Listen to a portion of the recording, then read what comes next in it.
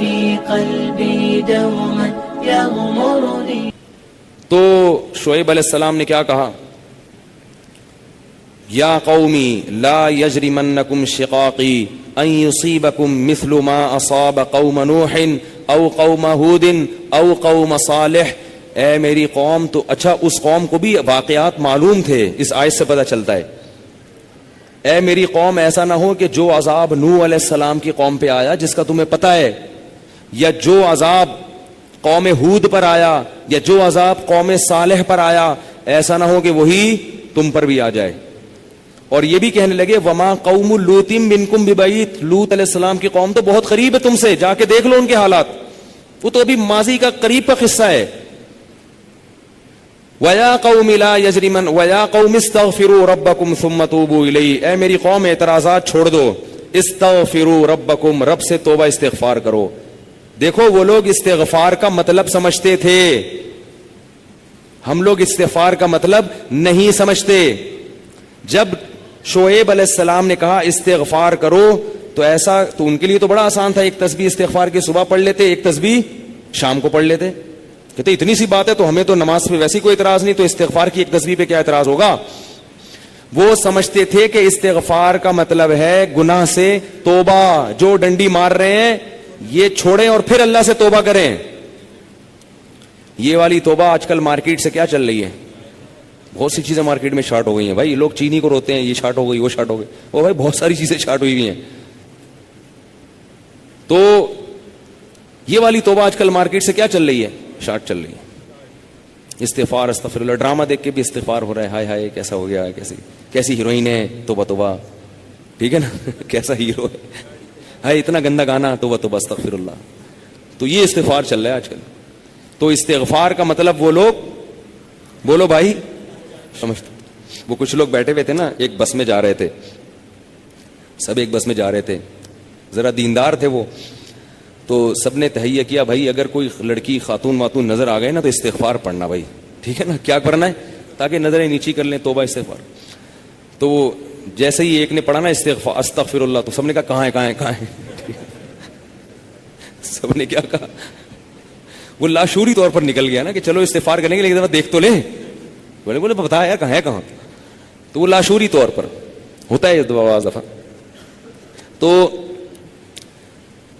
شعیب علیہ السلام نے کیا کہا، استغفروا ربکم ثم توبوا الیہ ان ربی قریب مجیب ان ربی رحیم ودود. ایک جگہ فرمایا رحیم بھی ہے اور بہت محبت کرنے والا ہے. ودود محبت کی سپرلیٹو ڈگری ہے، بہت محبت کرے گا تم سے، بہت زیادہ محبت، اتنی محبت کہ اس کے لیے تم نے گناہ چھوڑ دیا بھائی، بہت محبت کرے گا. تو ظاہر ہے اللہ جب محبت کرتا ہے تو ہماری طرح نہیں ہے کہ بہت محبت ہے بس ہے تو بھائی یہ پیسے دو، اتنی محبت ہے تو ٹھیک ہے نا. آپ کو کوئی دوست پریشانی میں آیا آپ کے پاس، بہت پریشان تھا، اس کو پیسوں کی ضرورت تھی، وہ آپ اس سے کہہ رہے یار مجھے تمہیں، آپ کو پتہ نہیں تھا کہ ابھی یہ پیسے بھی مانگ لے گا مجھ سے، کہہ رہے یار مجھے تم سے بہت محبت ہے، ایکچولی میں بتا نہیں سکتا بہت محبت ہے. وہ بڑا خوش ہو گیا بھائی اب تو ٹھیک ہے بھائی. تو کہہ رہے یار مجھے نا 100 روپے کی ضرورت ہے. اب آپ کہہ رہے یار یہ کیسے موقع پہ میں نے اظہار کر دیا محبت کا، ٹھیک ہے نا. تو ہم لوگوں کی محبت کیسی ہوتی ہے، ایسی ہوتی ہے. اگر ہمیں پہلے سے پتا ہوتا پیسے مانگتا ہے تو ہم کیا کہتے ہیں، یار محبت کچھ نہیں ہوتا.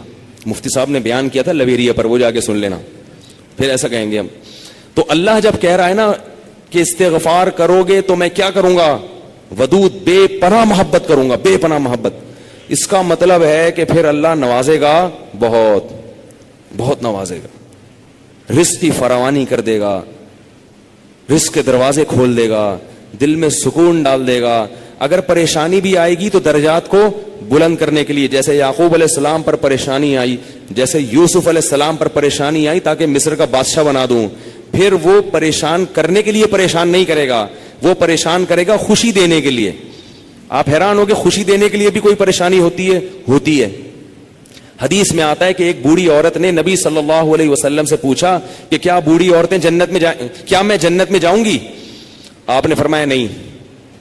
ارے بھائی نبی کے منہ سے ایک عورت سن لے کہ میں جنت میں نہیں جاؤں گی، اس پہ کیا گزرے گی؟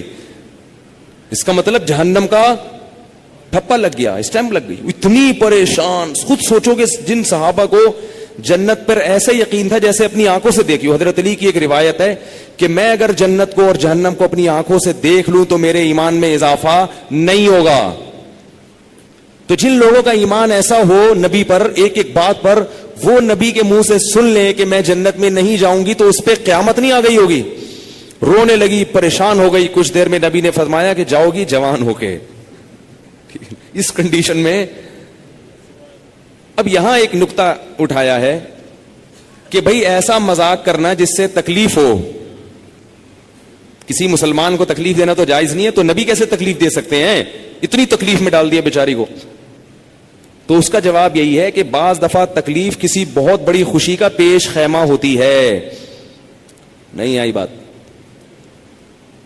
اگر پہلے تکلیف میں نہ ڈالا جاتا تو بعد میں جو اس کو راحت ہوئی ہے نا, وہ راحت نہ ہوتی, وہ خوشی نہ ہوتی. اس خوشی تک پہنچانے کے لیے پہلے تھوڑا سا تنگ کرنا ضروری ہے, ورنہ وہ خوشی نہ ہوتی. تو اللہ بھی اگر اپنے نیک بندوں کو پریشان کرتے ہیں تو وہ پریشانی کسی بہت بڑی کامیابی کا پیش خیمہ ہوتی ہے, پیش خیمہ ہوتی. پھر اس میں تسلیاں بھی ملتی رہتی ہیں ان کو. تتنزل علیہم الملائکہ اللہ تخافوا ولا تحزنوا, فرشتے ان کے دلوں پہ نازل ہو کے خوشخبریاں دیتے ہیں کہ غم نہ کرو, خوف نہ کرو, بس یہ پریشانیاں دور ہونے والی ہیں, جنت کی نعمتیں ہیں. بعض دفعہ تو دنیا میں بھی بہت بڑی کامیابی مل جاتی ہے. تو اب وہ اچھا یہ بات مسئلہ ذہن میں رکھو کہ اللہ ودود ہے, محبت کرتا ہے اپنے بندوں سے بے پناہ, رحیم ہے, غفور ہے. یہ بہت بڑی غلط فہمی ہے کہ گناہگاروں کے لیے بھی ہے. نا نا نا نا نا, گناہگاروں کے لیے نہیں ہے. جو گناہ سے توبہ کرنے والے ہوں ان کے لیے. ہمارے ہاں بعض خطیب اللہ کی رحمت کو ایسے بیان کرتے ہیں کہ گناہگار سمجھتا ہے کہ اللہ مجھ سے بھی بہت زیادہ محبت کرتے ہیں, حالانکہ وہ کبیرہ علانیہ گناہوں کا مجموعہ ہوتا ہے. وہ آدمی گناہوں سے اللہ کبھی بھی محبت نہیں کرتے, تو گناہگار سے کیسے محبت کریں گے؟ جو گناہ سے بچنے کی کوشش میں لگ جائے, بے شک نہ چھوٹے ہوں لیکن بچنا چاہتا ہے, اس سے بھی اللہ محبت کرتے ہیں.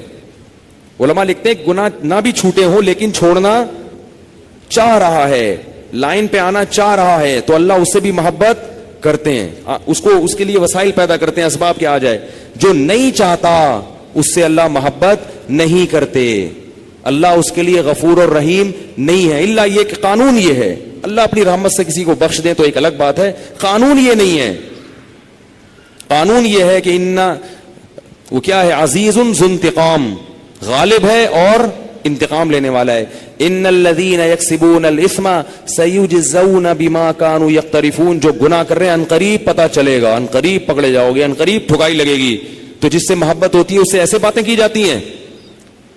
آپ کو جس سے محبت ہے آپ اس کو دھمکیاں دیتے ہیں اس طریقے سے. اللہ فرماتے ہیں کہ تمتعوا, مزے اڑاؤ مزے, ان مصیرکم الی النار, آنا جہنم کی آگ کی طرف ہے.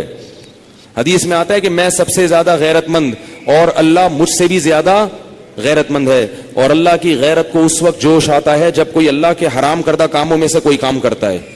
یہ کون چیخ رہا ہے بھائی؟ ان کو سنبھالیں بچوں کو باہر, کیا ہو رہا ہے؟ یہ پیچھے لوگ بیٹھے ہوئے ہیں, دیکھ نہیں رہے ان کو. تو اللہ کو غیرت کس وقت آتی ہے؟ حدیث کے الفاظ ہیں کہ جب کوئی بندہ اللہ کے حرام کاموں میں سے کسی کام کا ارتکاب کرتا ہے. اللہ کھلا رہا ہے, اللہ پلا رہا ہے, پھر آپ ناجائز کی طرف جا رہے ہو.